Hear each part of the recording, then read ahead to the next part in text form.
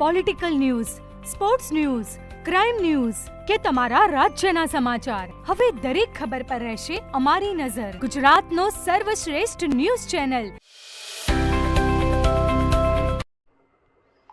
ત્રિભુવન વિદ્યાલય લણવાના NSS યુનિટની મુખ્ય શિબિર તારીખ 19/12/2025 થી 25/12/2025 સુધી ગામ સેલાવી તાલુકા ચાણસ્મા ખાતે યોજાઈ હતી. ઉદ્ઘાટન પ્રસંગે શેરી સફાઈ, ગ્રામ સફાઈ, પ્રભાત ફેરી, ક્ષમ યજ્ઞ, જાગૃતિ રેલીઓ, માર્ગ સલામતી, સાંસ્કૃતિક કાર્યક્રમ આ શિબિરના મુખ્ય આકર્ષકો હતા.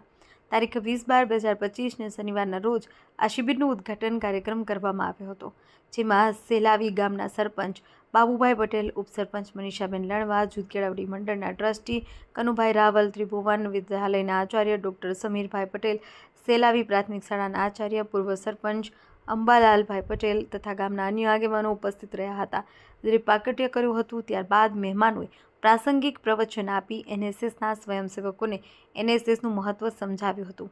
આ 7 દિવસીય શિબિર દરમિયાન સ્વયંસેવકોએ ગામના જાહેર સ્થળો, રસ્તાઓ, શેરીઓ, સંસ્થાઓ તથા બગીચાની સુંદર સફાઈ કરી હતી. સ્વયંસેવકોને એક દિવસ મંદિરોની તથા પ્લાસ્ટિકની ફેક્ટરીની મુલાકાત કરાવી હતી.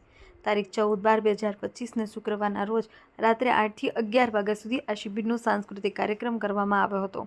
આ સમાપન કાર્યક્રમના અધ્યક્ષ તરીકે પ્રહલાદભાઈ પટેલ ઉપસ્થિત રહ્યા હતા. શાળાના આચાર્ય, શિક્ષક મિત્રો તથા ગ્રામજનો સાથે આ કાર્યક્રમ કરાયો હતો. સાંસ્કૃતિક કાર્યક્રમમાં સ્વયંસેવકોએ પ્રાર્થના, ગરબા, નાટક, ભવાઈ, તલવાર રાસ, પિરામિડ, રિંગ સ્ટન્ટ વગેરે કરી ગ્રામજનોને વ્યસન મુક્તિ, બેટી બચાવો, દીકરી દીકરો એક સમાન, અંધશ્રદ્ધા નિવારણ, માર્ગ સલામતીની જાગૃતિ અંગે માર્ગદર્શન આપ્યું હતું. સમગ્ર શિબિરનું સફળ આયોજન થવા બદલ મહેમાનોએ સ્વયંસેવકોને પ્રોત્સાહક ઇનામો આપ્યા હતા. આ શિબિરમાં 50 સ્વયંસેવકોએ ભાગ લીધો હતો. સમગ્ર શિબિરનું આયોજન એનએસએસના પ્રોગ્રામ ઓફિસર વિક્રમભાઈ વી ઠાકોર કર્યું હતું. શિક્ષકોએ સહકાર આપ્યો હતો અને શાળાના આચાર્ય ડૉક્ટર સમીર પટેલે શિબિર દરમિયાનની સ્વયંસેવકોની પ્રવૃત્તિઓને બિરદાવી હતી. રિપોર્ટર કમલેશ પટેલ, પાટણ.